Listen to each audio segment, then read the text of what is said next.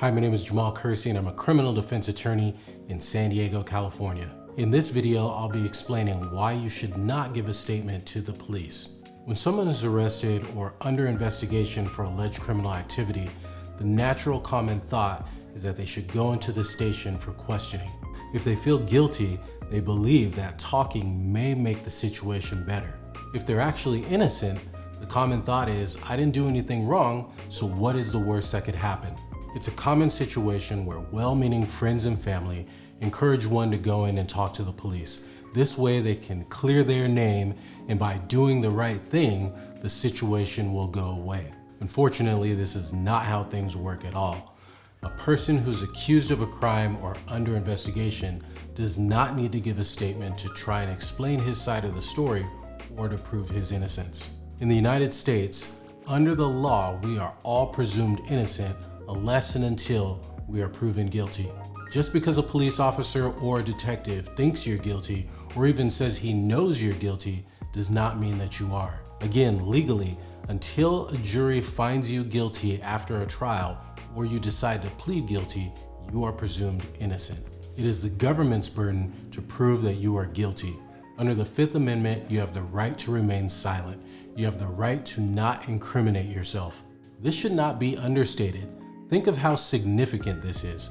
The right to remain silent is so important that the Constitution was amended in order to ensure that this sacred right was protected. If this is the case, why do so many people end up giving statements to the police?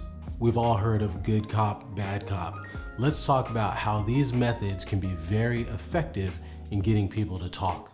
Let's start with the bad cop. The bad cop will try and bully a statement out of you. He mocks you saying, if you've got nothing to hide, then just answer these simple questions. He may threaten you with a subpoena or try and scare you saying it'll be much worse for you if you don't make a statement. The good cop acts like he's your friend.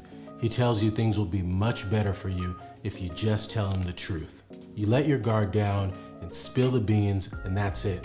The good cop won. With you having admitted the crime, it doesn't make a defense impossible, but it's definitely much harder. Police officers and detectives are in the field of investigating criminal activity. They do hours and hours of training on interrogation techniques taught by master interrogators. After a number of years, a law enforcement officer has interviewed thousands of people, whereas this is probably the first time you've ever been in this situation. You're at an extreme disadvantage. Not only that, but the police are in control of the whole situation. They have the ultimate home court advantage. You're at a police station, in an interrogation room. This can be an overwhelming and intimidating experience, making even the most calm under pressure person feel nervous. It's not the police's job to look for evidence of your innocence. If you're being interrogated, you are the suspect of a crime. If they believe you're guilty, almost nothing you can say is going to change that. The police aren't interested in your side of the story. They're looking for information to prove your guilt. No matter what they say, the police don't negotiate deals. They're not going to drop the charges. They're not going to take it easy on you. They can't give you less time if you just talk. It's only the prosecutor who has the power to negotiate deals. You need to let an experienced criminal defense attorney negotiate on your behalf. During an interrogation is not the time for negotiations. One thing a lot of people don't know is that the police can lie to you. That's right. There is no constitutional rule against law enforcement lying to you. In fact, police often lie to get people to talk. One of the most important reasons not to talk is your statements can be used against you in court.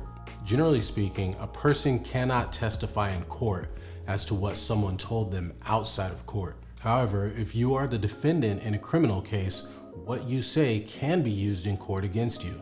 Lastly, by giving a statement to law enforcement, you may be unknowingly filling the holes in their investigation. For example, if there was a burglary and you're a suspect, but there are no reliable eyewitnesses, videos, or photos that put you at the scene, but then you mention you were in the neighborhood just visiting a friend, now the police can put you close to the scene, whereas they may not otherwise have had any credible evidence. This is just one of the many examples where giving a statement can go wrong. The reality is, the bad that can come from giving a statement to the police far outweighs the good that can come out of it. Do not willingly give up your constitutional right to remain silent. I hope you were able to learn something from this video. As always, I want to thank you for watching. Until next time, peace.